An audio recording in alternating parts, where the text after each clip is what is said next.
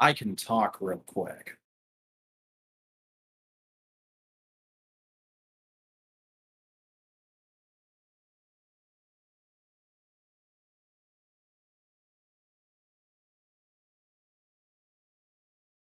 What happened?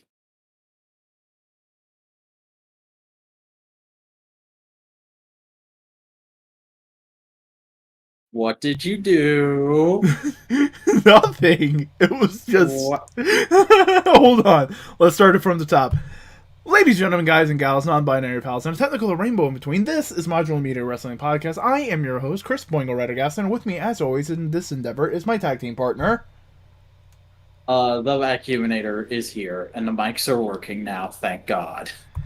No, I had clicked on the properties for the input, which is my mic, uh, and it was still going to the properties of the old one. So so to my head, it was audio input, speakers. So that's what made me giggle. This man went to college for this kind of shit. Yeah, no, that's why you find this shit funny.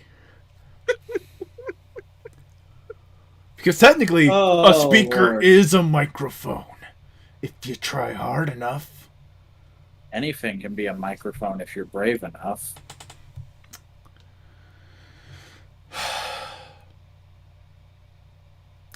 Other than that, Mrs. Lincoln, how did you enjoy the play?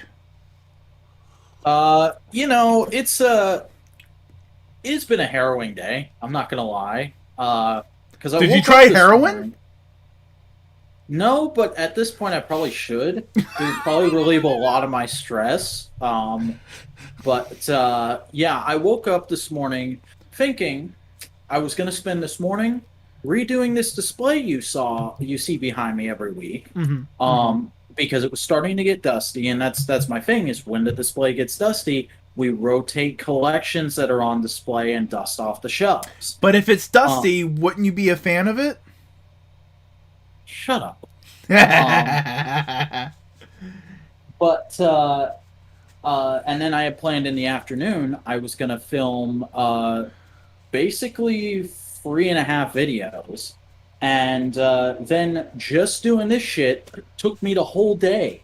And now I find out that those 3.5 videos need to all get shot tomorrow so that I can spend Saturday and Sunday editing them so that they come out on time because I finally am starting my new job on Monday.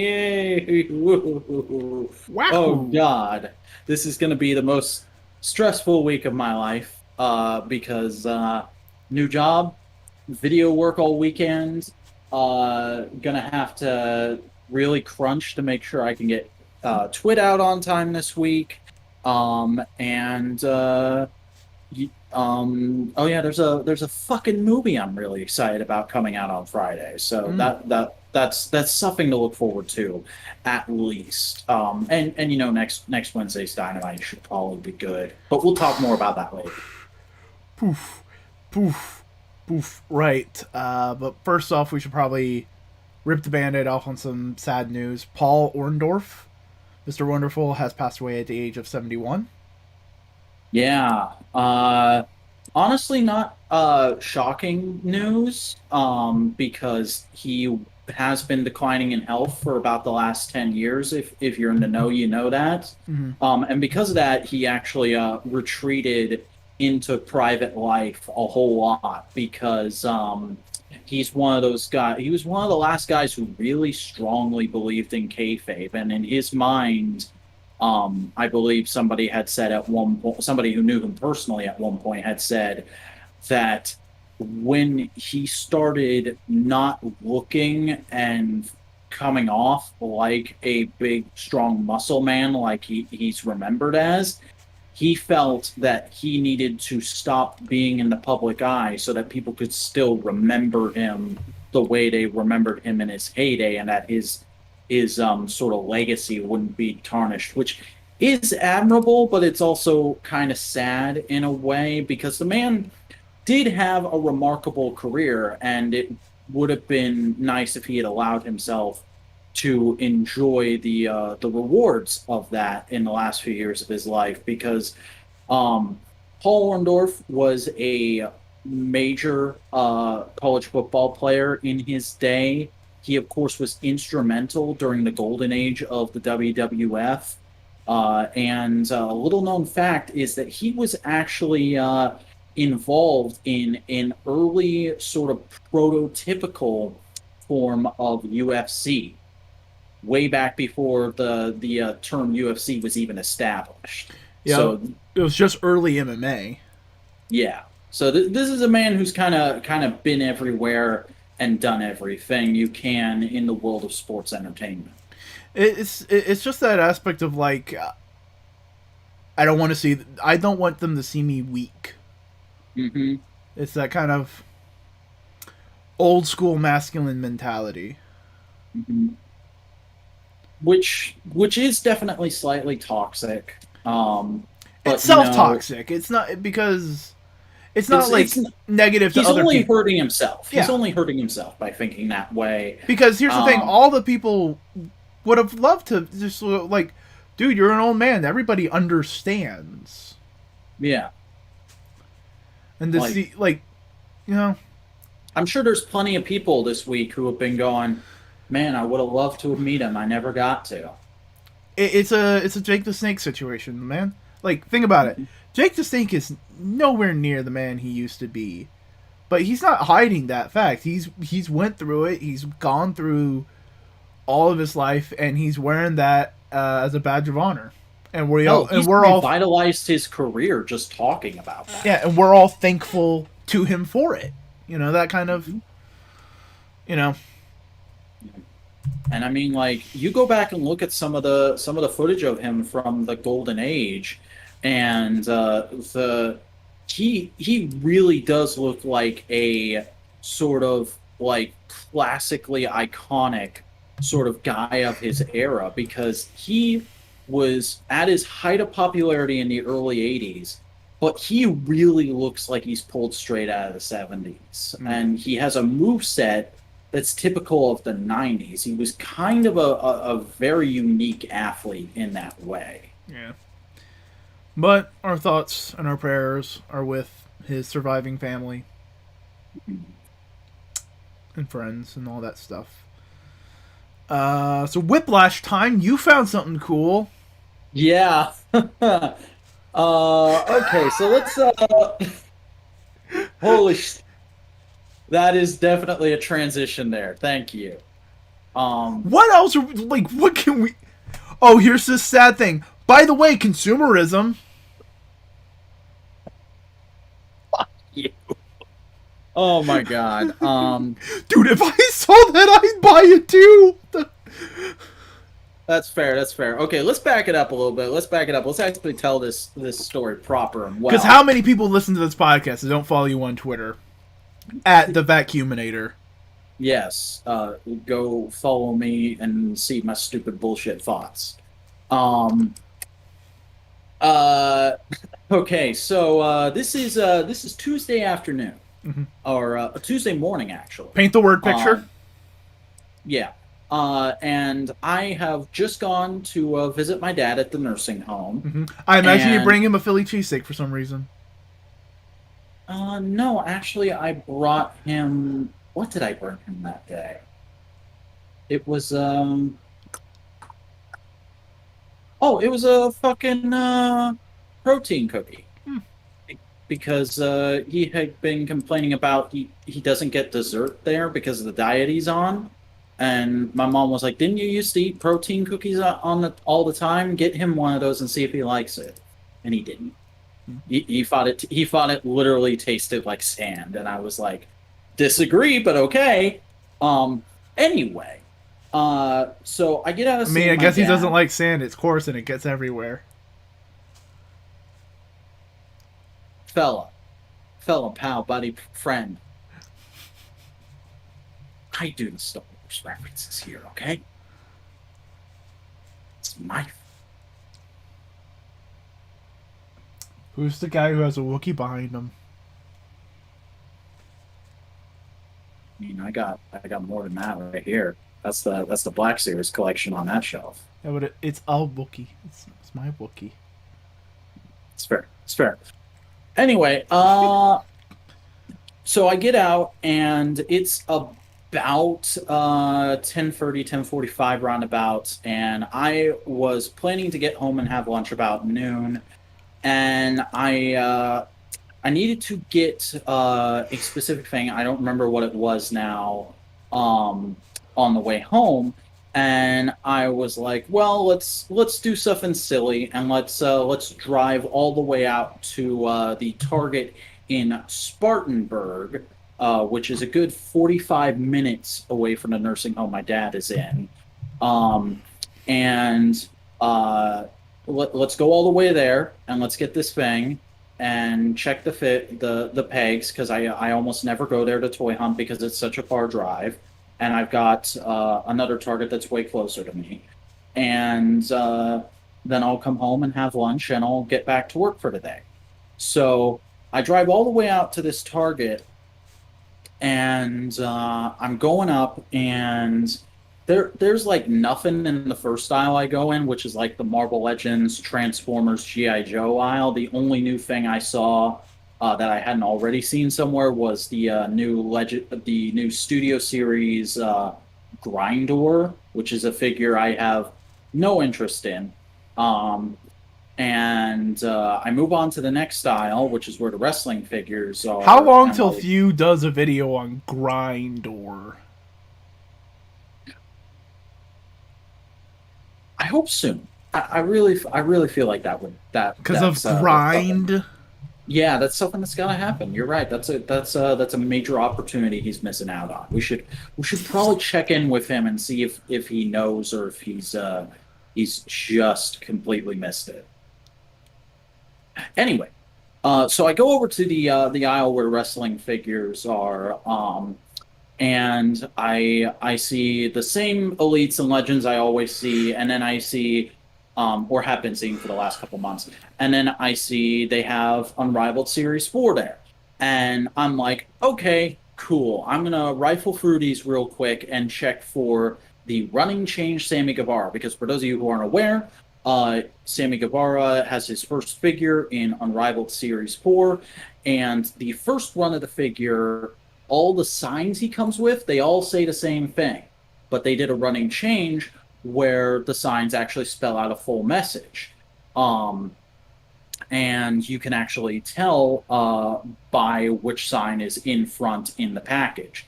So I'm checking for the running change Sammy Guevara because I kind of want to have both. I'll keep if I ever find the second one, I will before I open the first one, I will keep the first one in package. That's Um, kind of like so a misprint collectible.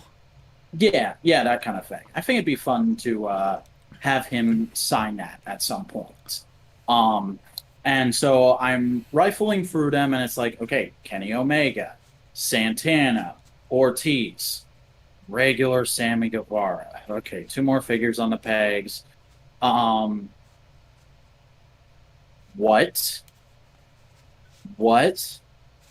And keep in mind, I am like pressed up against the shelves because crossing behind me going down the aisle is a family with a little 4-year-old boy in a cart, mom, dad, and then a grandma trailing behind them. And as literally the parents are passing me and pushing the cart, I find the limited one of 1,000 Chase Series 4 Cody Rhodes. And it took everything I had in that moment not to scream because I knew I would freak that family out if I did. Oh my god. I was just more thinking like, oh my god. If it was me, I would have went like, oh fuck. That was exactly what was going through my head. Oh fuck! Oh shit! Oh fuck! Oh fuck! I need to grab this and put it in my cart now. Because I had a little hand cart. I need to put this in my hand cart now and book it the fuck out of here before another collector sees me or something. Doof. Uh, but yeah, this was just an incredible find to come across because of all the chases and rare variants they have done so far, this is probably the one I would be most interested in, actually, because this is, in my opinion, of all the figures of Cody they've made so far, which I think they've made a total of 6 so far in Unrivaled, not counting ones that aren't released yet. Uh, this is the best look they've done, in my opinion. I absolutely love the golden tights, and this shirt design is awesome. Based off Um, of Metal Gear Solid. yeah, and this gear actually was worn during his match with MJF at Revolution 2020. So super awesome to have this thing. It's probably the first time ever I've bought a figure and literally gone, so I'm never opening this because, for comparison's sake, I do also have, and people who watch this show regularly on YouTube will know because we unboxed it a couple weeks ago on here. I have the regular series for Cody Rhodes. This one is getting opened. I will review this. This, I am going to save this until eventually AEW does a show in my state, and I will make it my mission to get Cody Rhodes to sign this. And then it will be going in a protective case, and it will get hung up on my wall. And as far as my toy collection goes, that's probably going to be like A in the centerpiece. top tier of stuff. That's a keystone. Yeah, and it's absolutely beautiful. Not a single splotch on the paintwork anywhere, as far as I can tell. The only slight imperfection is you can tell this boot is a little ajar, but like that is such a minor thing that like I don't care at all. So how much are It's those going for on the secondhand market? Here's the thing. After I got this, I went to my local toy store, Toy Federation, literally because I was just like, I have to show somebody this right now. Like this, the internet is not good enough. I have to show an actual person this. I'm so excited. And I've built up a bit of a rapport with the guys there. So I walk in and I show them that, and they were, and like they knew that they were doing chases and rares, but there's only ever been one in our area that's cropped up and come into their store, which was the I believe the Chase Series One Chris Jericho. Um, and I showed them it, and they were like, "Wow, that is amazing that that cropped up in our area. Let's take some pictures of it. Let's look it up on eBay." And as of Tuesday, when we looked it up on eBay, it was going for between $300 and $500. Yeah. And keep in mind, $20 action figure at retail. So yeah, that's quite the good investment to make. And because I had to, I literally said to them, "So I am not parting with this, but I have to know what offer would you give me?" And they said, "Well, we like to undercut eBay, so we would sell it for $300 even, and we would offer you $150 cash or trade." And I said, "That's still a really good return on investment. So thank you for letting me know." So I go home. I post about it on social media. I get a retweet from both Cody Rhodes and Jeremy Padower. Oh, you got one from And Jeremy? oh yeah, he didn't quote tweet it, but he just retweeted it. That's nice. And then the next day, I woke up, and as I was doing some stuff, I checked Instagram. Two of these fucking things came into Toy Federation the next morning. And I literally saw the post, swiped out of the app on my phone, called them, and was like, "Where the hell did those things come from?" And they said, "So apparently one went to each target in our area because there's free targets in our area. Holy There was shit. there was one at the Target in Spartanburg, which is 45 minutes from me. There was one at the Target in Taylor's, which is my Target. It's 10 minutes from me. And there was one at the Target in Malden, which is about 20 minutes from me. You could have gotten all three, bud. I could have. But no, somebody found the other two, brought them in, got that cheddar, and I went ahead and reposted it because I was well aware I probably made some other collectors jealous, and I just said, "Yo, if you're wanting one of these after yesterday, get your ass to Toy Federation." And I won't name names, but literally somebody replied to the story about 10 minutes later saying, "Thank you, I'm headed to my car now." Nice. Yeah. But there was also one other retweet that you didn't mention. Yeah, I wanted to save that back because it's a bit of a thing. It's fun. It's a Um, fun, cute bit. Uh, yeah. So and you if didn't you look at notice the it until I told you about it.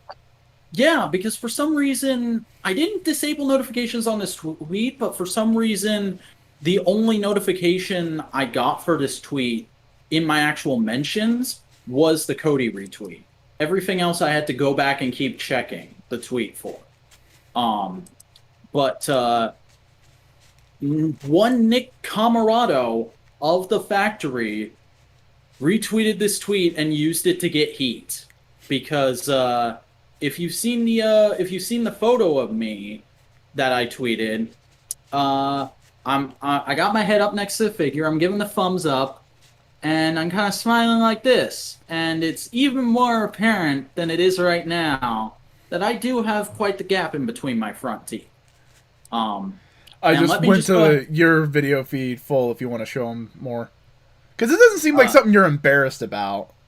No, because literally, I have asked three different dentists in my entire life, is this a problem? Like as I was growing up, I was terrified of getting braces, so I would ask repeatedly, "Do you think I need braces for these?"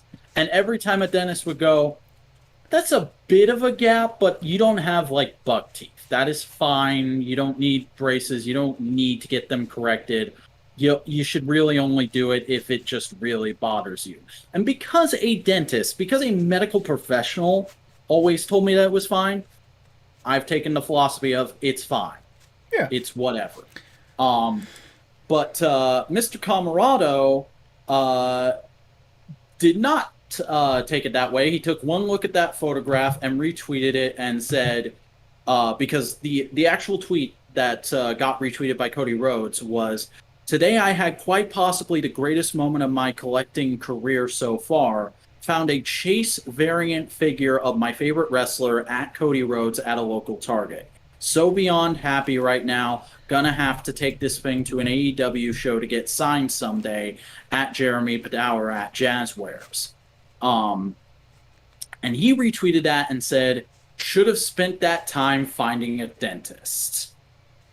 And then he retweeted it a little later and said, "Never thought of Michael Sharon as much of a toy collector." Um, and I retweeted both those tweets, and I believe I replied to the first one saying, "I've never had insurance for long enough to be able to get it corrected," or something along those lines. And then I replied to the Michael Sharon tweet as saying, "I'm sorry, is this some kind of normie celeb joke that I'm too busy watching media that isn't just straight fluff for white boomers to understand?" And he retweeted that first tweet saying that I've never found time to go to the dentist, and in my adult life. Um, and he said, "You did have insurance though, and your first thought wasn't that I need to fix this. Your story, like your teeth, has gaps." And granted, I think that this is pretty good Twitter game from Mr. Camarado. I do game respect game on this. However, I felt the need to step it up a bit, so I just flat out said, "Yeah, there are gaps in the story, like the fact that my dad has been slowly dying for the last 5 years, and during that time, I've also had to deal with a drug addict sister, and have been using my hobbies as a regular break from the stress. Any more prying you want to do, like a jackass?" And I haven't gotten a reply since. Yeah, because he kind of dropped a nuclear bomb there. Yeah, Yeah, because he was just playing the heel, and then you were just like, "No, we're being real now." It's like, yeah. You wanna come after me? I got nothing to hide. I'll be honest. I'll tell you what my life's like. And if you want to go after that, you want to be a heel. You either step up to MJF's level or you step off. That's my policy. Yeah. Um, I mean, like I didn't go after him or anything. There's plenty of other things I thought of that I could have tweeted at him. Like I could have said, it's remarkable the confidence you have on social media for somebody who clearly has such insecurity about his own body that he spends countless hours in the gym and yet still always comes to the ring in a giant coat that completely covers up his physique. That's something I could have said, but I didn't say that. Here's the thing, though, that you gotta play with the promo game. You don't shit on your opponent. Yeah, exactly. I know I have etiquette here. Yeah. But fun little cute interaction. Yeah. Try to get some heat. And I'm pretty sure he knew you were playing along with it up until that last tweet, probably. We'll see. Like I half expected him to hop into my DMs and go, "Dude, are you okay? I'm sorry," but he didn't. Yeah. Uh, and I would have been like, "Yeah, no, I'm just trying to get you to step up." But yeah, that was a fun couple of days on Twitter. Fun adventure in collecting. And I'm very happy about it. You know what you should do? You should get a experience second version of that same wave Cody and get it signed by Nick Camarado. a second one of the variants. No. Same wave, second Cody. They're like the original Cody. That way you can find it easy. Yeah, I could do that. And then also just to give some other general collecting updates before we move on. I've just today gotten a shipping notification. My Series 6 Jake Hager and Hikaru Shida are on the way. They'll probably be here early next week. Might do an unboxing on this stream.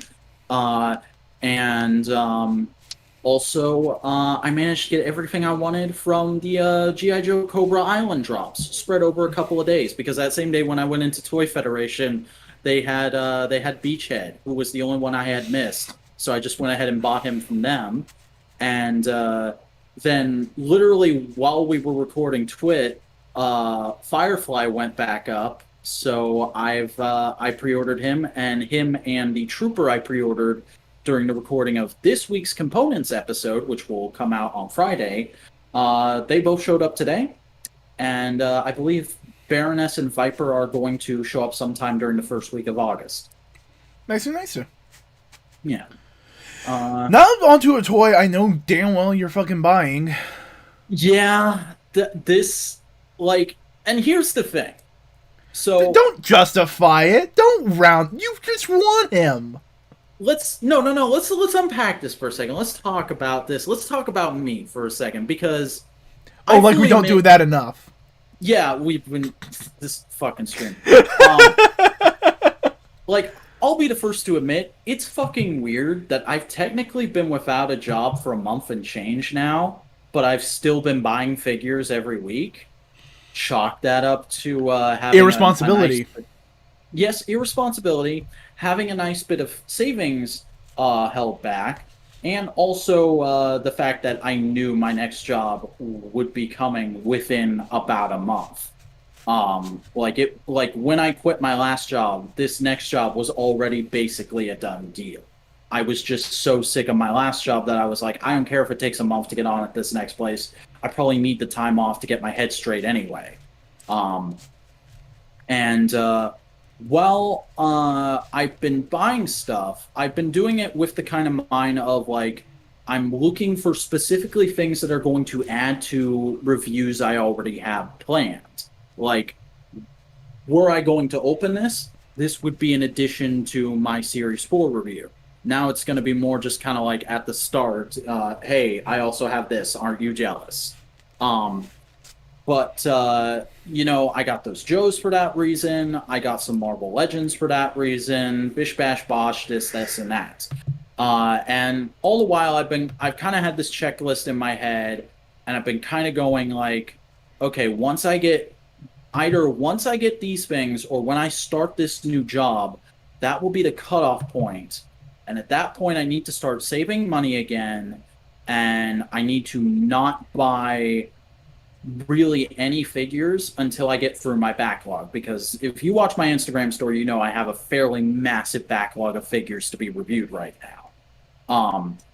And I did not know this thing was coming. But now that I've seen it, I think the newly announced Mattel WWE Ultimate Edition SDCC 2021 Mattel Creations exclusive Sergeant Slaughter is the perfect figure to stop with. Um, because this is a figure that is modeled after Sergeant Slaughter's original LJN figure and also his appearance in G.I. Joe, which I have no doubt is Mattel trying to jump on the current G.I. Joe hype train, and I don't care because it fucking works. For those of you who aren't aware, Sergeant Slaughter was the first wrestler I was ever a fan of because I was a fan of G.I. Joe long before I was a fan of wrestling. So to now have an opportunity to get a modern, well designed Sergeant Slaughter figure that will go with my modern, well designed G.I. Joes, it's something I just cannot pass up. Um, it's kind of like bringing it all full circle because I never had a Sergeant Slaughter figure growing up, GI Joe or wrestling, and I briefly had the basic series flashback Sergeant Slaughter that was based off of his Iraqi sympathizer run, and that was an okay figure, but it didn't fill the void.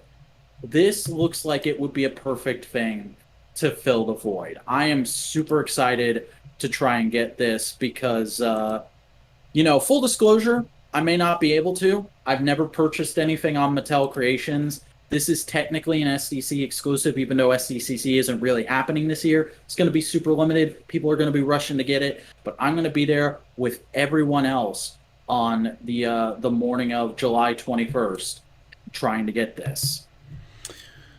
Nice, nice. It looks good. Are Mattel Really figures in scale with classified? They're slightly taller, but not so much that you can't fudge it with posing. All right. Yeah. But that is pretty much all there is to say on that thing. It looks great. You're gonna have the full drill instructor's outfit. You've got two alternate heads, alternate hands, and it's really a fantastic looking figure. I'd recommend people try and get it, but that means I would have more competition. Anyway, let's talk about video games. Yeah, Oh, AEW has officially released their first first original video game. we're not counting Casino Double or Nothing then. That's a reskin. You know it. We know it. They know it. It's true. It's also not Uh, original. It's casino games, but with an AEW skin. That's it. So it's not that's, original. It's a licensed product. That's what it is. but we have Elite GM now. It is out. It is in the world. It launched today, the day we're broadcasting this podcast. Have you tried it yet? No. I had planned to, but then my entire plans for the weekend changed. So I don't know if I'm going to be able to get to it in even this month. Yeah, fair enough. Fair enough. It looks fairly solid. Everybody's saying it's working just fine. That's So, good. moderate success. Also, I've never really played much with general manager modes in any wrestling game, so I don't know exactly what I'd be getting in myself into. But I also forgot it came out today. It seems from all the advertising I've seen from it, it seems like it's a Japanese style RPG, and your party is just your roster. No, that's not generally what a general managing sim is. It's more of like you're booking a show. It seems like it's that, but then also the matches are played out like combat in like Pokemon. Yeah, but that's just it's just the numbers. It's how they're displaying them. Hmm, interesting. I don't know. Hopefully, I can get hands on with this sometime soon and actually tell you people if one of us likes it or not. Yeah, you play it and you'll figure out if I like it or not. Exactly. This is how the words you came out said. Yes, yes. Those are definitely the words I said. And you know where else words were said? On BT this week, because we had this week for AEW web content that I watched. BT 264. BT is so much better without the Dark Order. And Sammy Blog 326 Invasion. These were both pretty good. BT was basically the Bucks kind of rubbing it in everyone's face in their current heelish way that like yeah, BT is a way different show than what it started out as because they go like, "Oh, Dark Order's gone. Dark Order was like half of the content for this show, so I guess we're just doing a travel vlog again." And it's nothing but like them screwing around in their hotel room and complaining about marks trying to get autographs in cars and shit like that. And there's a really hilarious bit when they're in the locker room and Kenny comes in and discovers that they've all shaved their mustaches and goes on a rant that's parroting the fucking WWE don't cut your hair without asking us first policy. It's pretty solid. It's a pretty good episode. I just want to say when you said Marx asking for autographs, my first thought was Karl Marx walking up and going, "Hello, I am Karl Marx, writer of the Communist Manifesto. May I please have autograph, WrestleMan?" I am very big fan of He's not Russian. We're just giving him a dumb to, Russian accent. I He's mean, German. modern day, what else is communism associated with besides Russia? A bunch of gay teenagers. That's true. That's true. Um, I mean gay in the disembug way, not in the literal gay LGBTQA. you mean it in a positive identifying way rather than I a mean it negative in slur the way. I mean it in the way that they often go, it's easier just to say I'm gay. You know? You see Yeah. that. What are you? Uh, I'm gay. You know, that kind of thing. mhm. Uh, All right, so on Sammy's vlog, it was a very funny episode because basically they started off going like, "Oh man, what are we gonna do without Fuego? Fuego was like an integral part of the show. I guess we got to start holding auditions for new cast members or something." Um, and Sammy goes, "Wait, Alan, because Alan Angels is a side character on Sammy's vlog. You're in that Dark Order group, right? Yeah. Didn't you guys just get kicked off BTE? Aren't you all free agents now? I mean, sorta, I guess. Well, shit, text them. Tell them to come on the show." And he's like, I don't know. They're all kind of mean to. No, text them. Text them now. I don't know about that. Give me your phone. I'm texting them for you. And so the Dark Order show up and just start embarrassing the fuck out of Alan, and then immediately start saying all this ridiculous shit that they can get away with on BTE. But Sammy is going like, "Whoa, whoa, whoa, we're straight edge here. This is a family show. Why are you making drug references? Oh my god, this was a terrible idea.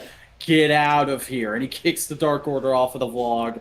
And then there's a knock at the door a few seconds later, and Fuego flew himself to Miami. Hell yeah. Fuego is booked once again, and we move on to a bit where we find out that Kylan King and Baron Black are also there. So the Friend Olympics continue, and Cody plugs the fact that he got early copies of his LJN Unmatched figure, and that he's going to be unboxing them on a ringside live stream at some point. They didn't say when. Um, and he basically says, "All right, we are now in the lightning round of the Friend Olympics, and I'm going to be straight with you guys.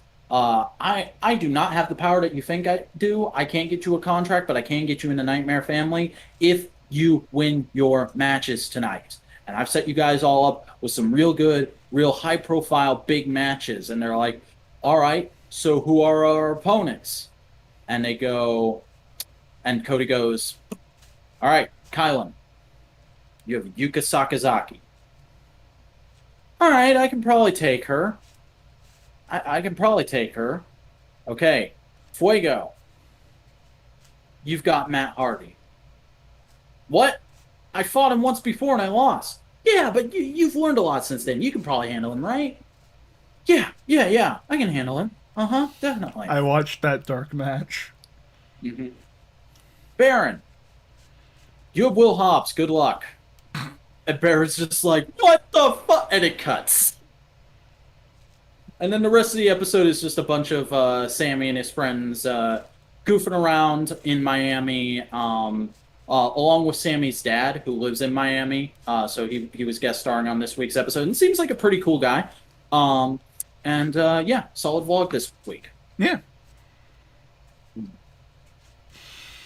Yeah, no, Fuego lost to Matt Hardy. Yeah, I think they all lost. I think that was the joke. So we'll see if the Friend Olympics continue again next week. I think the joke right now is just that Fuego is just going to keep flying himself to wherever there's a dynamite to get booked. I mean, why not? Yeah.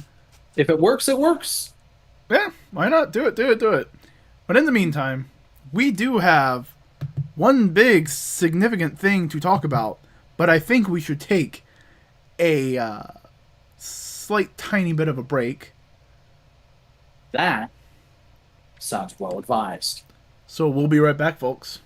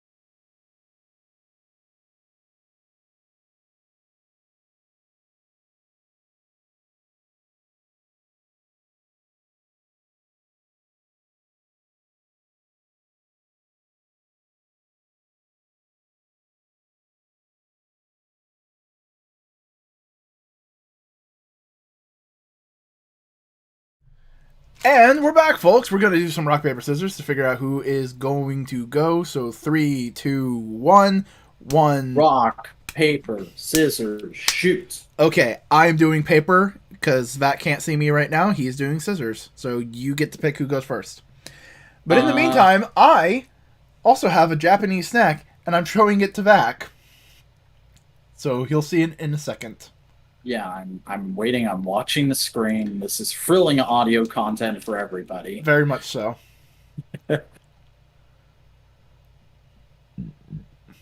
Hang on. What the fuck? That looks like a dog treat. That dead ass looks like something I would give my dogs. It tastes like peanut butter. Oh, Like a weedy peanut butter kind of thingamajig. I mean the packaging kind of looks circusy, but like if I was just handed that, I would be like, dude, why are you giving me dog food? Anyway, It's good. let's I like kick it. off. Let's kick off our discussion of AEW Dynamite 7/14/2021 Fighter Fest 2021 Night 1 from the HEB Center in Cedar Park, Texas. Jesus fucking Christ, that's a name. Yeah. Uh opening wow. Okay. Are you sure you're not the one eating dry shit? I mean, I have been constantly drinking out of my water tonight from talking so much. But your opening contest for this episode of Dynamite was Jon Moxley with Eddie Kingston versus the Machine Gun Carl Anderson with Doc Gallows for the IWGP US Heavyweight Championship. I thought this match was pretty good. Took a little bit to get off the ground, but once it did, it was great. It is a very New Japan flavored AEW match. Yeah. It like Excalibur said at the top of the match, we are working under New Japan rules here, and it really did feel like it. It if New Japan is cherry soda and AEW's Coke, this is cherry Coke. Oh yeah, because you had that AEW crowd that just like the crowd Oh, tonight was amazing. But the way they lost it for Mox when he came out for the first time in weeks on Dynamite was something else. And like you got like just thinking about Mox in the context of this match is amazing because this is a man who in kayfabe got like what his arm fucking broken and then immediately went and had his first child and since then has been at home taking care of his first child while also promoting his first book. And he comes into this match completely blind with no build, and he's still a fucking badass. Like, how awesome is that of a build for your champion? very much so. It's also a good match. It's nice to see Carl Anderson like do things other than the standard typical tag team affair. Yeah, he felt like a really different character than he has in a long time, and that's because he literally went right back to the Machine Gun persona from New Japan, and it just worked. It was really good in this match. It's also just nice to see the IWGP American title on television. hmm And notable from this match, because hey, spoilers, Mox eventually wins after hitting a paradigm shift. He now holds the record for most successful defenses of that belt. Yeah, it's pretty dope. Yeah. There was another like, thing. Eddie Kingston and Doc Gallows brawled outside, Yeah. so They immediately didn't just go into the crowd. Yeah, it was also to get rid of any interference. But like, there was one moment where they were on the entrance ramp, and I just went like, "Oh, this is just New Japan. This is a New Japan spot." Yeah. This just felt like New Japan, and it's like, yeah, it's cool. It's nice. hmm I also really like the sequence where for like 3 spots in a row, they're just trying to hit gun stuns on each other. Just the lariat, bop, bop, bop. Something about that just felt really frantic and badass.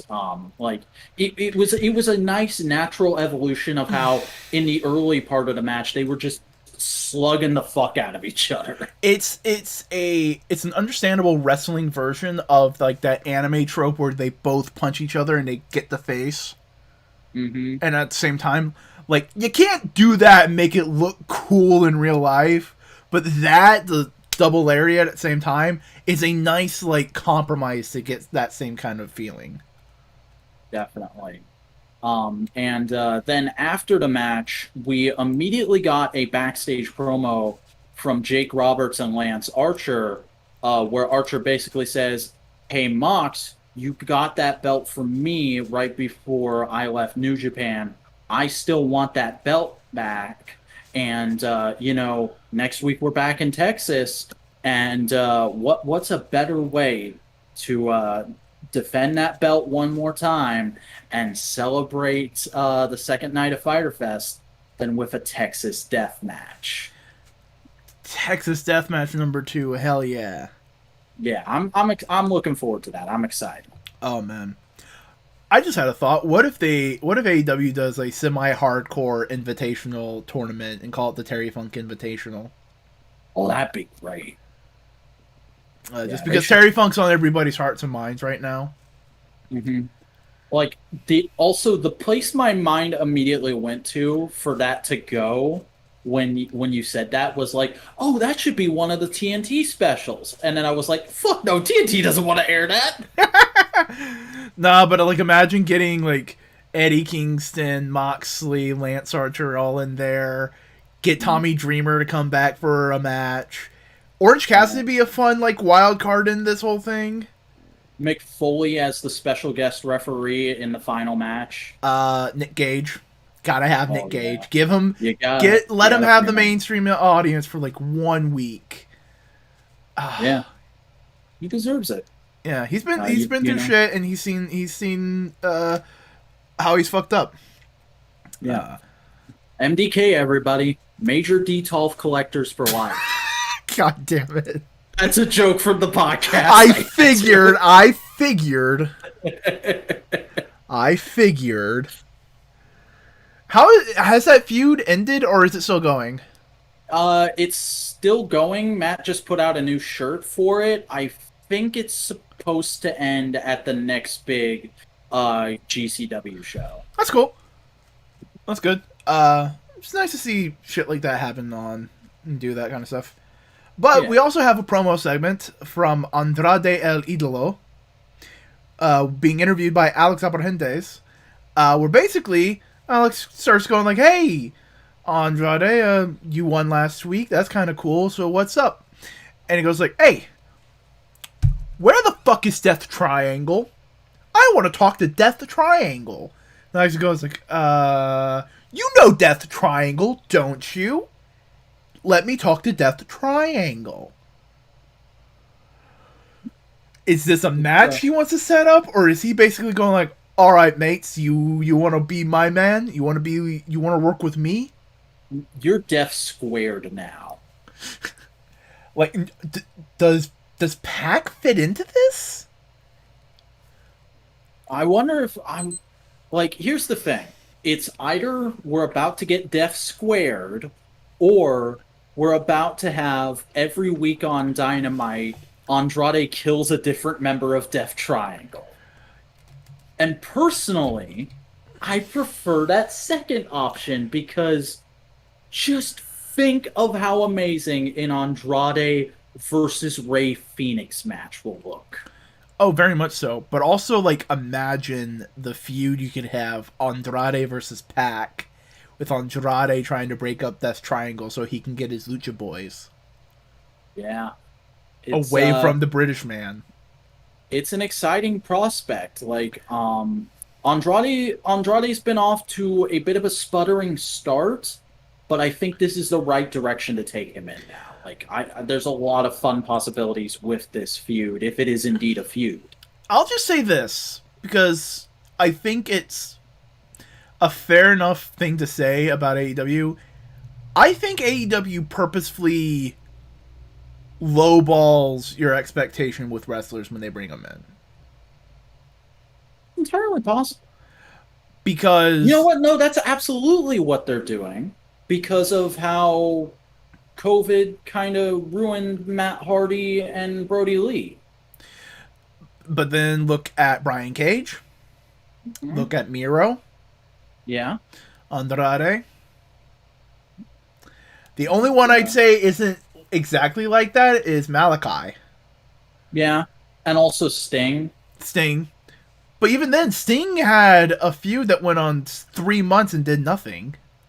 Yeah, And to an extent, Malachi feuding with Cody is a mid card feud. yeah. It's The not main problem with event. But it is. It's not him going for the titles and that kind of stuff.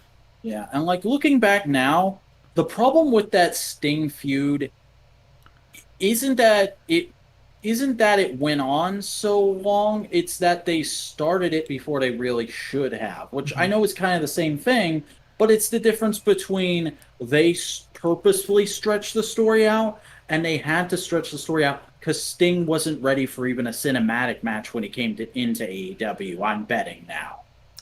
Yeah. What would have been better is would have been Darby having a feud with a person, Sting being a managerial role, something goes wrong, and Team Taz gets wrapped up into it, and basically Sting and Darby try to ignore it, and Team Taz just keep antagonizing him until eventually Darby and Sting went like, you know what, this means war. They Bugs Yeah, Bunny that shit. definitely. But that is the past, and the past is the past. It's set in stone. Not much we can do to change it. But I tell you what, we can uh, change because there's a major change coming up during Absolute Ricky Starks versus the Machine Brian Cage for the FTW World Heavyweight Championship. And no, that's not a typo on my part. Justin Roberts said FTW World Heavyweight Championship. Yeah. Fuck the World Heavyweight Championship. Yeah. Uh, Uh, uh, Maybe it's retcon to for the win now. Probably. Um, Also, so I like the story of this match. I don't know if I like it as a match so much. I think the thing that that I enjoyed the most about it was just the absolute pop Ricky Starks got during his Oh entrance. yeah. Like he wasn't even a hometown guy, and Texas fucking blew a nut for him like he was the second coming of Christ. Yeah, I mean, hey, when you're a Texas boy, you're a Texas boy, I guess. Hmm. Uh, but no, this match is pretty simple. It's basically a lot of hem and haw, a lot of Ricky Starks pulling out incredible athletic feats to try and best Brian Cage, and finally realizing that he can't, and him and the other members of Team Taz executing a coup on Brian, hitting him with the belt, which allows Ricky to roll him up and win and become the new FTW World Heavyweight Champion. And after the match, him, Taz, and all the boys celebrate as Brian just lies defeated in the ring. So I guess we're headed for an Outcast story for Brian Cage now.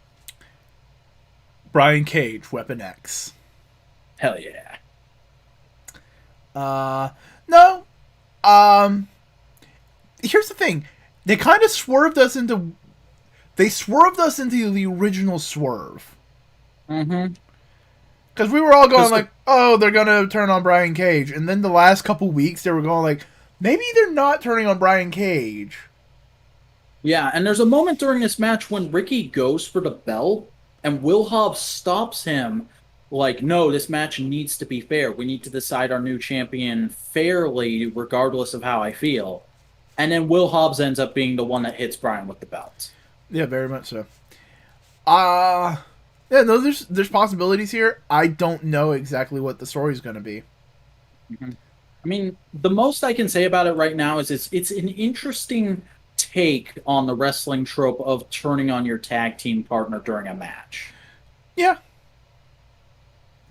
But I don't think we have much more to say after that. So why don't we move on to the next thing, because Cody Rhodes is just busts out and goes like, "All right, fuckers, I need to air some fucking laundry. I need to do this."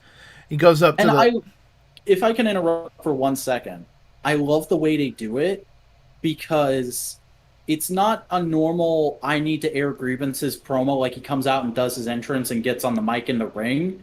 He fucking hijacks a commentator segment to do this. yep. So he does that, then starts going to the ring, and basically goes like, "What kind of man kicks a 6-year-old retired dude in the face? The sick asshole." And then Malachi Black appears on screen and goes like, "Cody, I'm doing this to get your attention. I'm doing this," and tells this whole big story about this man who owned a racehorse and how one day he just looked at the racehorse and went like, "That's not my horse anymore." And he went, fed him his favorite treats, took him on a fun ride, like all the fun things. Gave him the best day of his life, and then he killed him. He did a fucking make a wish for him. He did a Yeah, make a wish for the horse. and then the dude killed the horse, basically saying like, it is better to kill something beautiful than let it decay to nothing. Basically, kind of acknowledging something that we've talked about multiple times on the show is yeah, I love Cody. I think he's a great, fantastic personality and wrestler. However, he's starting to get so mainstream that he's not really the same grassroots rebel that we all love of. Like Cody has compared himself jokingly to Triple H a couple times in AEW so far, but he really is taking that Triple H path of he got everybody's attention by saying fuck you to a major authority figure in the business. And now he has all this fame and celebrity, and he's somewhat in charge of a major wrestling company, and he's starting to achieve mainstream success because of that. Yep. And Malachi just basically goes like, "You're the horse. I'm here to kill you." And Cody does the big baby face. "Come here and say that to my face." Lights go out. Lights come up. And Malachi's just standing there going like, "Hey, what's up, fucker?" Yeah. And literally before they can even get to each other, the refs are there pulling them apart, which I found a little funny. I would have liked if there was just like a split second where one of them gets a punch in. I imagine because Cody was hijacking, security was already almost out there. Probably. You know, they were already there. It's like, "Oh shit, another fucking spoopy dude." Mm-hmm. Also, continuing the white suit, black suit. Yeah. I really liked Cody's suit this week. Usually I'm not into white suits, but there was something about the like chain he had on the jacket pocket that looked really cool to me. It looks really ornate and very kingly, which again, for a guy like Malachi who's trying to tear down this image, this visage. The throne breaker. Yeah. Remember? But here's the thing. Malachi will actually fuck up the throne, Yeah. not just build his own. Mhm. Oh man. So nice to see him. This feud is so fucking exciting. And you know the funny thing? The next wave of WWE Elite collection that is yet to hit stores in my area yet, but is technically out now. That's the wave with the last Aleister Black figure in it. Ooh. I might try and get that just so I don't have to wait for a fucking AEW Malachi figure. I wonder what Malachi's ring gear is going to look like. Probably be very similar. He might have like a different design. Well, he'll definitely have a different entrance jacket than he's ever had in WWE, but Mm-hmm. I imagine it'll still be trunks and boots. Yeah, I just wonder because oftentimes he has like textured kick pads and things like that. It's just like, Mhm. I can't wait to hear what his theme sounds like. Tony Khan, please just tell him he can pick anything out of the entire Code Orange discography. Dude, I've shown you in Fear, haven't I? Uh huh. Just like that fucking glitch sound coming over the audience. Dum dum dum dum dum. Ah, It's too perfect. that'd be the way to get few into wrestling. Yeah. This dude's Just coming sink out to in Code before Orange. Electric. Oh my god. Uh, all right. Well, after that whole kerfuffle, we go backstage to the loading dock area, and we see Alex Marbez trying to get a word in with Tully Blanchard. But before he can ask him or really get anything out of him about the way last week's tag match ended, Santana and Ortiz show up, and they basically do the whole just trying to scare the shit out of the old man thing. They knock Tully over. They take out a oh god, what's the word? Crowbar. They take out a crowbar, hold it up to his face, and then they throw it to the ground to reveal that it's fake. It's a prop. And they go, unlike you, we were taught to respect our elders. What you did last week was bullshit. If you ever try anything like it again, you're not getting a warning. So go get your boys and let's have a match next week. And Tully goes, okay, I'll get my boys. Yep. My boys. The boys. My Boys. Everyone watch regular car reviews. It's good. What'd you think of Tully's jacket? I feel like he must have seen those pride jokes about the The gay stadium uncle? stampede. Yeah, and now he's just leaning into it. Hell yeah. Gay uncle preacher. Because even though he's a preacher, he seems like the kind of guy who would. Yeah. I mean, he chewed out his daughter when she said those fucking racist comments. Mm-hmm. And friendly reminder, she's now a student of Dustin Rhodes' wrestling school. Dustin Rhodes will whip her into fucking shape on that shit. I'm pretty sure that's what he's doing. Because he's a good old Southern boy, but goddamn, he knows how to treat people with respect. Yeah. Dustin Rhodes seems like the sweetest man in the way only a badass Southern guy can be.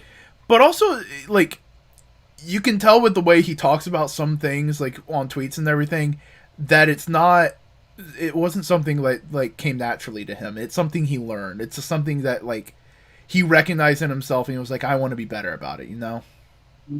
I mean, all you have to do is go back and listen to interviews about him having Goldust pitched to him and not even understanding what Vince was telling him about how it's supposed to be a parody of cross-dressers. He didn't know what a fucking cross-dresser was at the time. Yeah. But now he's really proud and loves his gay stepson. Yeah. Good for that. And recognizes Goldust's problematic but also kind of important relationship to LGBTQA in wrestling. Mm-hmm. It's a weird dichotomy. That's one reason I really dig Dustin. He embraces that wholeheartedly. Yeah. I still really hope him and Sonny Kiss get a tag run at some point. Yeah, that'd be fun. I mean, with Joey Janela kind of turning on the Darks. Oh man, everything happening with Joey Janela is just fascinating. But unrelated to Joey Janela, Yes. Tony Schiavone is doing an interview segment with the only, the Hangman, Adam Page, and basically going like, "Hey, so are you doing the thing?"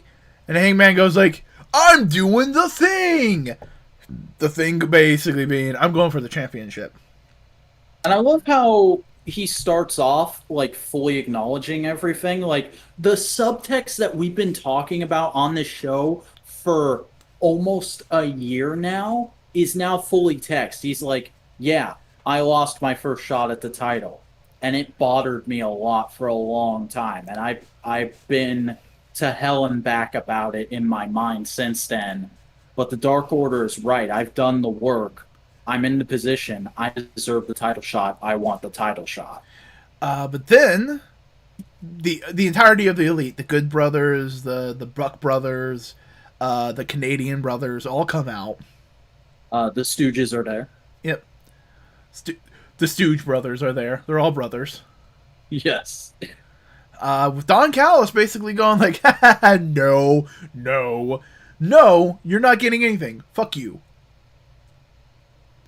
In the most obnoxious way, with basically everyone in the elite getting like a little jab in at Hangman. It's like, yeah, no, pal, no, yeah, no, friend, no. Like And the fucking promo Matt Jackson gets in the ring and cuts. Oh my god. like it is the epitome of like that asshole because he just gets in his face and goes like, "Oh man, you're not good enough for this. You left us. You abandoned us. You to hang out with a bunch of losers." And he did this overreaction of like, "Pu, is that alcohol on your breath? I smell." Yeah, Just and he calls him a stereotype. He's like, you are a literal stereotype joke, the lonely drunk cowboy. Mm. but then like they have a little bit of a kerfuffle. And as Hangman's distracted, Kenny Omega goes like, you know what, I'm gonna pop him with some metal. But then the Dark Order show up and go like, yeah, no, bud. And through more chicanery, more things, it has come to a decision that they are going to have an elimination tag match, 5v5, and whoever wins will have their team's title opportunities. But if like, and if the elite win, there's another stipulation. I don't remember what it is. If the elite win, then they didn't explicitly say this, but the way they worded it, I got the impression that the idea is if the elite win, Hangman's record will be wiped clean. Wiped clean, and also I had the feeling like he wouldn't be allowed to challenge Kenny Omega for the belt again. Yeah, I think it's kind of both those things because they didn't explicitly say either, but I think the reason they did that is so that they could decide which they wanted to go with at a later date should they need to. Right, leave it up in the air. It's the Marvel method of Mhm. story of movie storytelling. You lay some breadcrumbs, and then you pick the one that people point at the most. Yeah. But the other stipulation that Hangman gives is if him and the Dark Order win, not only will he get a title shot, but Evil Uno and Stu Grayson will get a shot at the tag titles. Hell yeah! But they can't say what it is. This is a Survivor Series match. Mm-hmm. Hell yeah! Those are always good, fun matches. Yeah, I'm fucking down for this because it's another match type AEW somehow hasn't done yet, and it's gonna be a really cool way to set up what I'm guessing will probably be the opening and the main event of All Out. Hell yeah! Hell yeah! Hell yeah! I love how all the Dark Order were super hyped for it, except Evil Uno. Evil Uno was kind of freaking out. I was like, okay, we're not ready for any of this. I mean, we're glad it will help you, but like, Jesus fucking Christ, what have we gotten ourselves into? Oh, poor Evil Uno. At Uh, least but at least he was able to quit his day job and start actively exercising and all that kind of stuff for wrestling. yeah, yeah, good for Evil Uno. Also, just during this segment, another case of I love the fucking crowd on this show because they shut down the Elite like 4 separate times with chants of cowboy shit. Oh, and also the fucking belt collector bullshit. Belt Yeah, collector. God damn it. that that was great. But after all that, we go back to the locker room where Alex Marvez is talking to Chris Jericho, and he basically says, "Hey, how are you feeling about the current situation you're in, and he goes, the labors of Jericho. It's a fantastic concept. It's a great story, and I am excited to tell it because I'm a fan of mythology myself, and I am the demo god. I'm the god of war. I'm the god of this. I'm the god of that. I'll take whatever challenge you have for me. I don't care if it's Superman, Black Panther, and what was the third thing he said? A revived Muhammad Ali.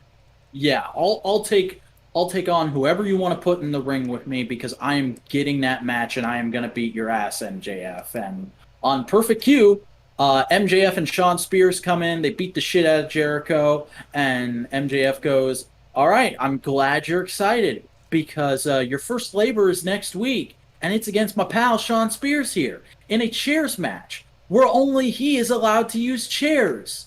Get fucked." Fucking Shawn Spears, unlimited chair works. Yeah, I'm excited for this. Goddamn. Y'all, Sean Spears is one of my boys. I'm hyped. Oh yeah. Oh man. I'm st- Uh, I think we're still two of the only motherfuckers who really enjoyed Sean Spears surrounded by folding chairs. Like a Everybody was like, goddamn "Oh, that's so anime. stupid. It's like something right out of a video game." And I'm like, "That's so awesome. It's like something right out of a video game." Super fucking anime, bro.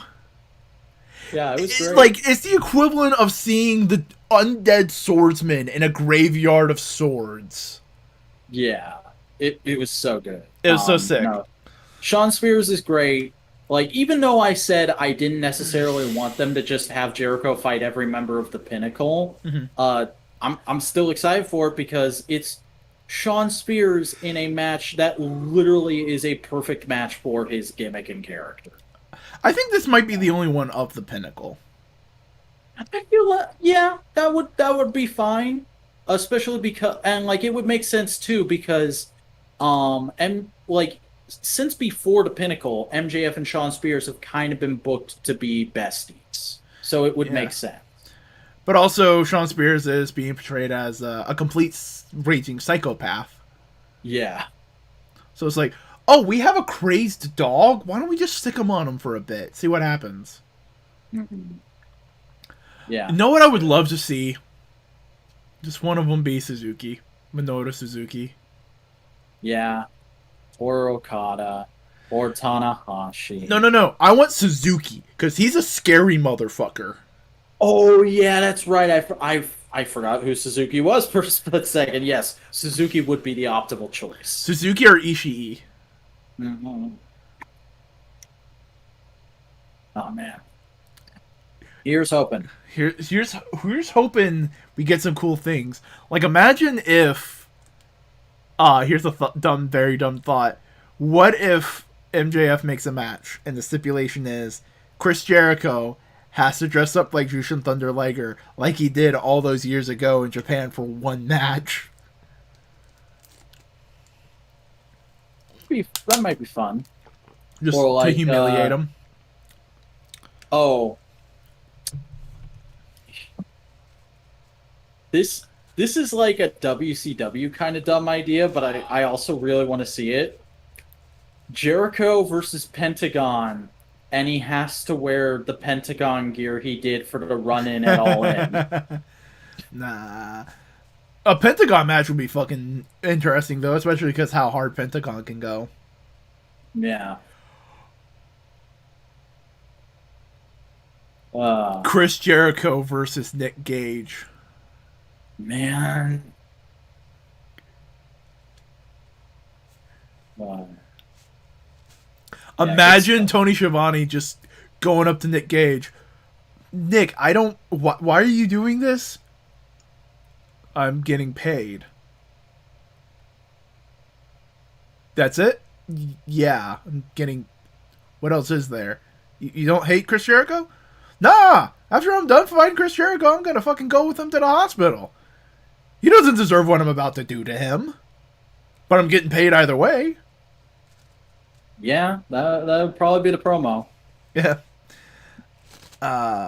But next up, we have a classic WWF match, WWE match. Matt Hardy with the Hardy Foundation office, Hardy Family Office, Yes, you got there eventually. Congratulations. the Hardy Financial Office. The Hardy Financing Office. Come to Hardy and Hardy, and we'll do your taxes. The Hardy Forensics Association. The Hardly Fuck Order. It's a throwback to Right to Censor. They're all about celibacy. Versus Christian Cage. You see the connections to the joke, don't you? I do. I do. All right, cool. It's a fine classic style WWE match. The best spot was the first one. I love the lockup that spills out of the ring and almost into the crowd. Everything else I was kind of tuned out for. It's a very safe, very understandable match. Like they're there. It's an easy feud that you can just do for a couple weeks. Everybody is already on board. In the grand scheme of Christian's career, it's also a nice moment for his character for anybody who's been following him for years, because it's the first time he's actually beaten Matt Hart. Yeah, and it's a fine, fun match. It's okay, you know. It is we got through it. It's not. Here's the thing. It's not a D. It's not an F. But it's a B match. Yeah. It did everything it was attempting to do right. And you know, they botched the finish a little, so it's kind of a B minus. Yeah. But hey, Christian Cage does still win with the kill switch. Yeah. So after that, we go to a video package. Miro basically telling how he sees his own origin story, and it's really good. It's really solid character building. Mm-hmm. I love the sort of metaphor of God telling him to look outside his house to remember who he is, and that being him leaving WWE and going out into the greater wrestling world and finding himself again in AEW. And at the end of it, he reveals that he now has his own version of the TNT champion. It is now, the belt is now on a white strap, and instead of red, there is green for the backing color of the plates. And Ted Turner's house has been replaced with the Bulgarian royal crest. That's kind of sick. Yeah, I both love this belt and am annoyed by it's being revealed, because now I've gone from, yeah, I'll probably pick up on Match Series 1 Miro to, oh shit, I'm gonna have to wait until Jazzwares makes a Miro figure that comes with this version of the belt. You know what they should just do? Put belts in accessory packs like they did the hardcore pack. I would be down for that.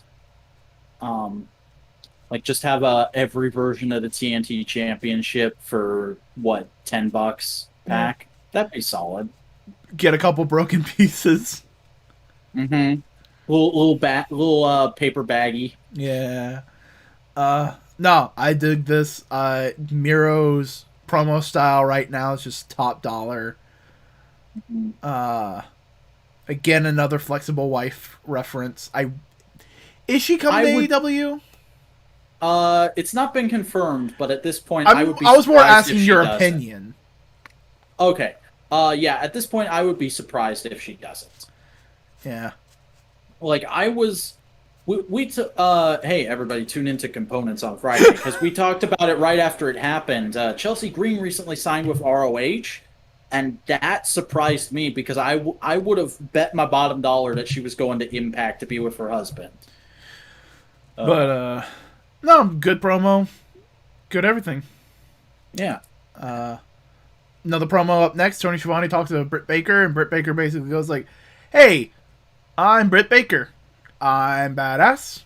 Fuck Nyla Rose. Hmm. Then we go And backstage, and Vicky Guerrero goes like, "I would like to speak to your manager." yeah, And Nyla Rose uh, goes, Nyla Rose did have a good fucking line about being a beast. yeah, she said, like, whatever happens to you in our match, it's just the nature of the beast. And I'm like, how has that not been your catchphrase since day one? Because she's called Nyla Rose the native beast. Yeah. So, no, good shit. Good shit on at least Nyla Rose getting that in there. It's nice. Uh, this feels very much like a filler feud waiting for the next setup. Speaking of filler, we then got a John Moxley promo, which was basically just Mox going, God fucking damn it, didn't I already beat you twice, Lance Archer? Sure, fine, fuck, whatever, I guess you can have a Texas death match next week. God damn it, what is my life? At least it's a death match. I always love those. Mm-hmm. Next up, we have Wheeler, Utah, with Chuck Taylor and Orange Cassidy versus Spanish God Sammy Guevara. It is an AEW style squash match. It's, yeah, it's fine. It's basically just like, oh, Sammy's from Texas. We better put him in a match and give him a win. Yeah, but also, Wheeler Yuta didn't look bad. He looks cool.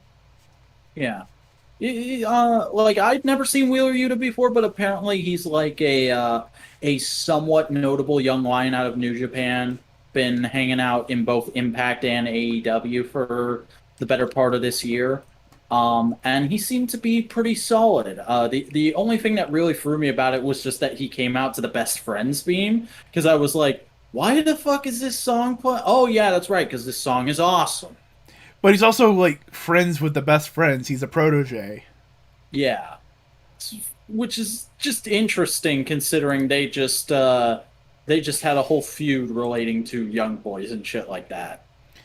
Yeah, but like they know when to do things right and wrong, and it seems more like very much more like, hey, we're taking you under our wing, like older brothers to a younger brother. Like we're gonna give you pot. Yes. Here, smoke this weed while we watch Fast and Furious Tokyo Drift. Why are we watching Tokyo Drift? Why Because not? we have to get you caught up in time for Fast 9. Come on, we got like 8 more movies to watch. Okay, see this Japanese dude who dies? He's not dead. He's coming back. Why is he? The Rock is in the next one. What? No, The Rock was in the one after that one. I haven't actually seen any of those movies. Uh, I've seen Fast 1, 2, 3, 4, and 5. I think that's where I kind of got lost. John Cena's in the latest one. Yeah. He's the brother of Vin Diesel. Was he in Hobbs and Shaw too, or was that someone else I'm thinking of? Roman Reigns was in Hobbs and Shaw. Ah, yeah, that's right. Yeah. He played The Rock's character's brother. Hmm.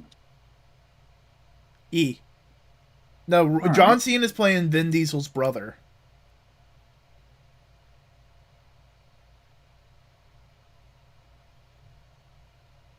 I don't see how that works. Well, you can't see it anyway.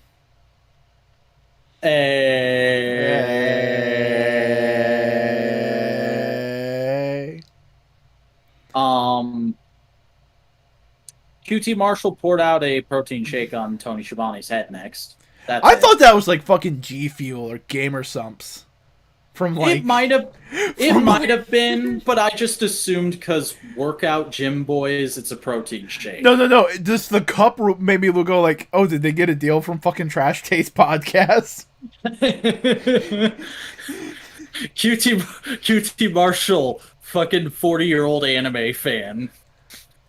Man, I wish anime was good like back in my day. Remember Legend of the Galactic Hero? QT. No one remembers Legend of Galactic Hero. You should watch Legend of the Galactic Hero! Check out my waifu cup. It has Captain Harlock on it. Sir, that'd be a husbando. I know what I fucking said. Oh my goodness. Captain Um, Harlock is sick though. yeah, But my next God. up we have Penelope Ford versus Yuka Sakazaki. It's a fine match. It's okay. I was very surprised with just how excited again, this crowd was insane. I was really surprised with how excited they were to see Yuka.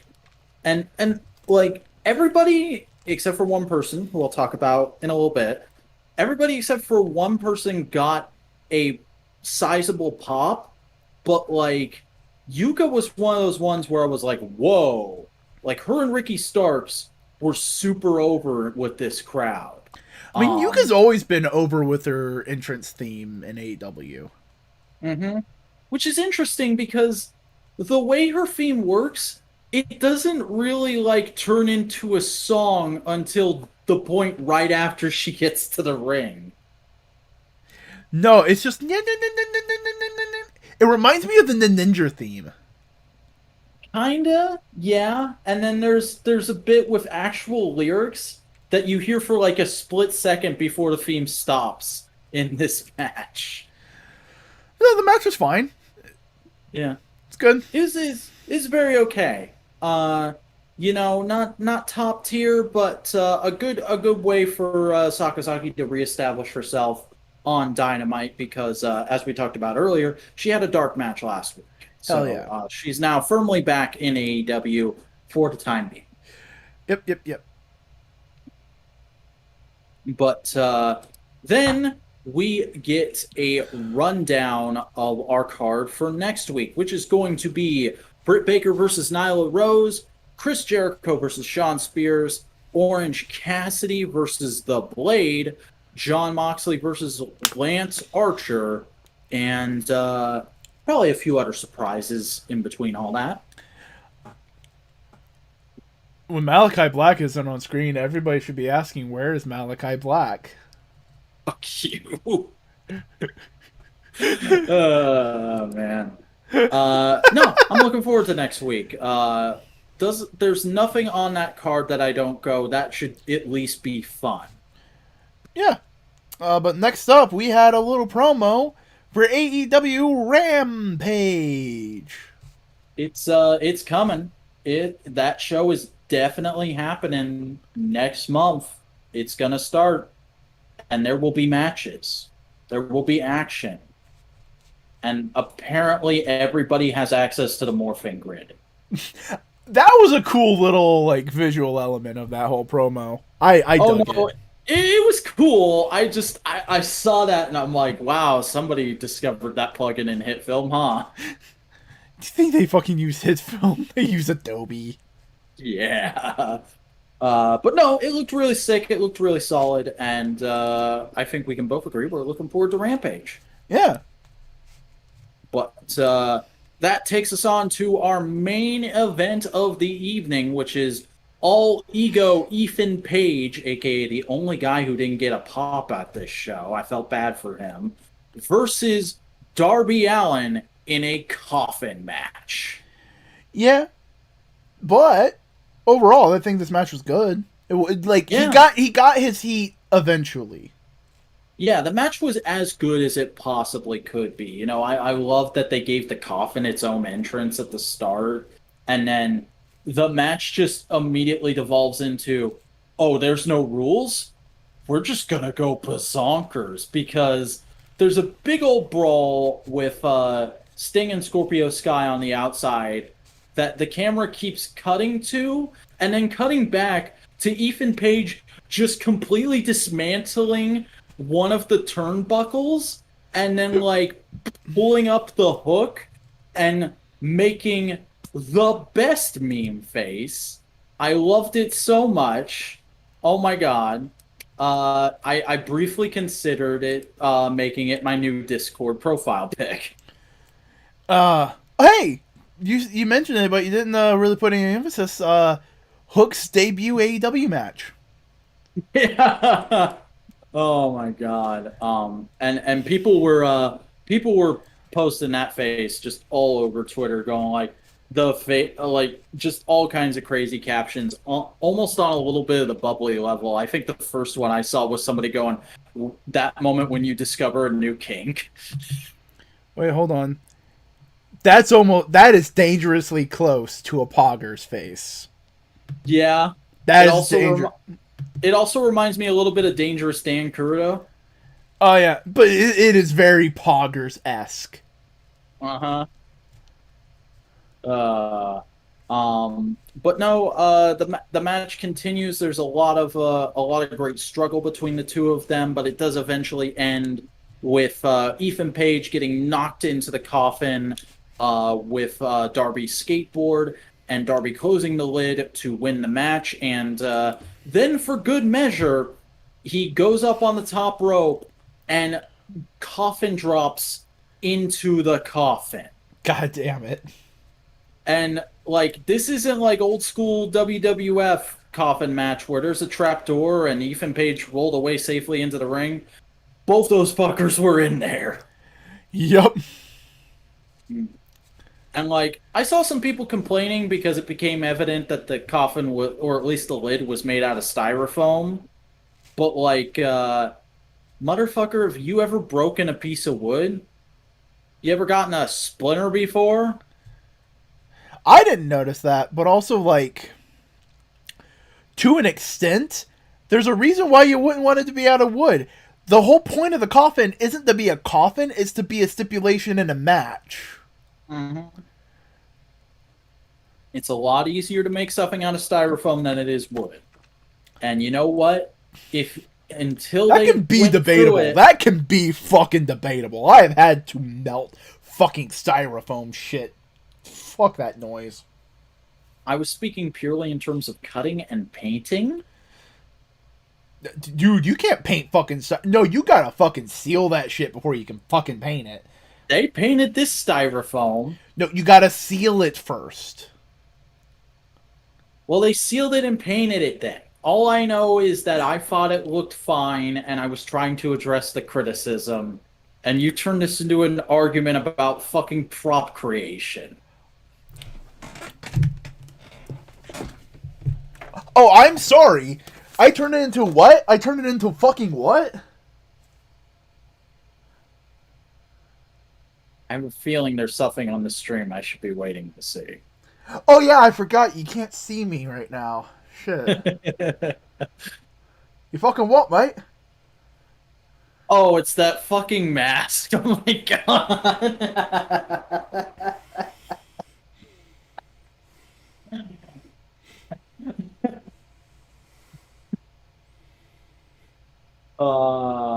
Boingo made that in college, everybody. Yeah. Sturdy as fuck too. I'll bet so. But that's the inside. My god. Hell yeah. Everybody, this is a great reason to watch the stream instead of just listening to the audio. Go to the YouTube, will you? Yep. But ultimately, that was AEW this week. Sure was. I saw Tranquilo Club on Twitter saying that this was an almost perfect Dynamite. I wouldn't go that far. I'd say that this was a very, very solid Dynamite. There were a few really great segments, but on the whole, I would say this is probably an A minus Dynamite. I'd say A flat. Fair enough. I'd say A flat because there are some Dynamites that are like S tier. But Well, I like, don't even believe in the whole S tier ranking thing. I go, well, you got your A, you got your A minus, you got your A plus, and your A plus plus. If you want to be pretentious, it's a masterpiece. see, here's the thing. I'm a game dude. I play video games, so I see S ranks all the time. So I was like, yeah, no, that's a thing. Uh, see, the only thing I've ever had S rank experience with is fucking Naruto, where there's S rank missions that the ninjas can go on. No, like Bayonetta, you get S ranks. Sure. Do you have anything else you want to say about this episode of Dynamite? I liked it. It was good. All right, tell the people where they can find your bullshit. Your Hey bullshit. everybody. Hey everybody. I am the Vacuuminator. I'm a toy reviewer here on YouTube. I do weekly toy reviews and maybe a little more in the not too distant future. Go and check out my channel if you want to know more about that because I do reviews of all kinds of stuff in the realm of 6-inch action figures, 1/12 scale to be exact. And you know, I'm available at youtube.com/the Vacuuminator. That is spelled TheVacuuminator. I'm also on Twitter, tweeting about everything and anything every day of the week at the Vacuuminator. And I'm on Instagram, posting action figure photography every day of the week at the_Vacuuminator. Sorry if this was a bit botched. I'm extremely tired tonight.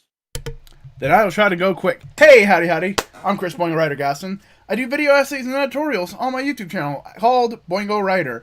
I also have other social media platforms such as Twitter and Instagram at Boingo_Writer.